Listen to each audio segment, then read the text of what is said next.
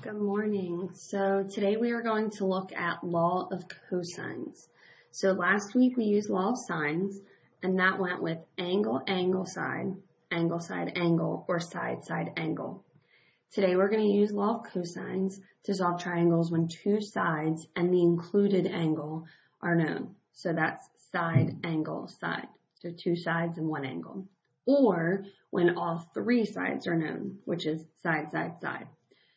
So how the law of cosine works is almost like a mixture of law of sines with the area and Pythagorean theorem a little bit.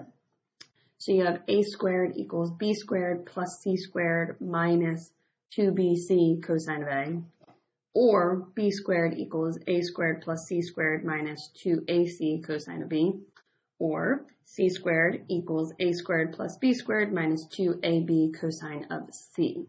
Remember, angles are on one side, their side is the opposite. Ooh, so that should be little a, little c, little a, little b. Okay, so let's get started with number one. It says solve a triangle for the side, angle, side case.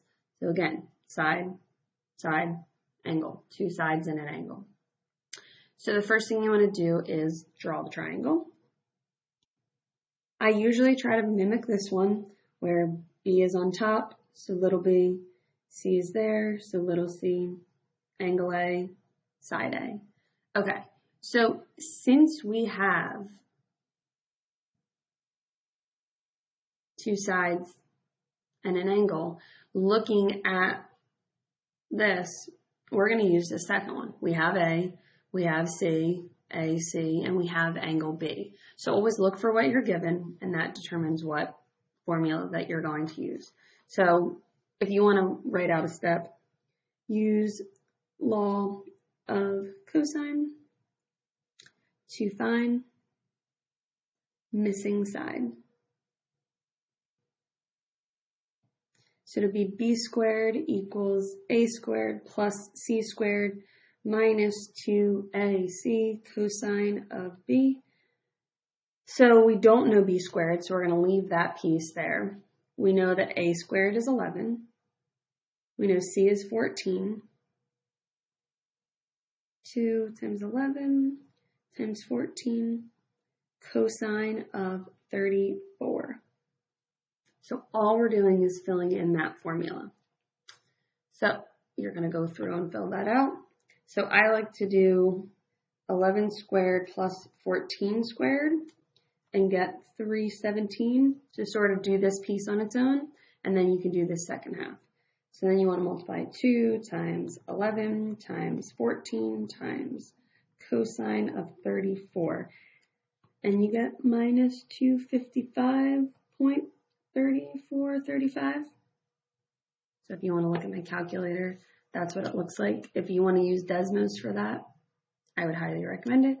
And then you're just going to say 317 minus that answer, and you get 61.65.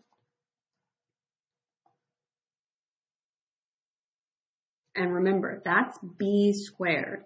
So you're going to be very tempted to leave this answer like this, but again, you're looking for side B. 61 is way too big. If that side's 14 and that side's 11, that one can't be 64 or 61. So make sure you remember to square it. That's probably the most common mistake. So square 61.65, and you should get B equals 7.85. Much more realistic answer with 11 and 14. Okay, so now we have that B is 7.85. We know A is 11. We know C is 14. We know that B is 34 degrees. So we have all the sides now, and we have one angle. So now we need to find angle A and angle C. So to find angle A and angle C, so find other angles, we're actually going to go back to law of sines.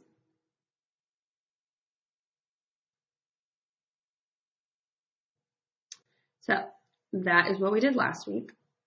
Let's start with A, just because I feel like it. So in order to find your angle, remember, if your angle is missing, that goes first. So sine of A over 11 And then let's use B because we don't have angle C. Sine of 34 over 7.85.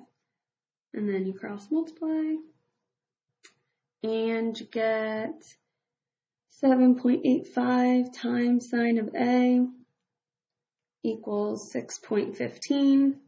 And then you need to divide 7.85, so 6.15 divided by 7.85 is 0.7834. So again, that can't be left. That's not an angle. So we need to hit second inverse sine of 0.7834. And angle A is 51.6 degrees. All right, so now we have 51.6. And now that we have 2 of 3 angles, to find angle C, it's 180 minus 51.6 minus 34 degrees.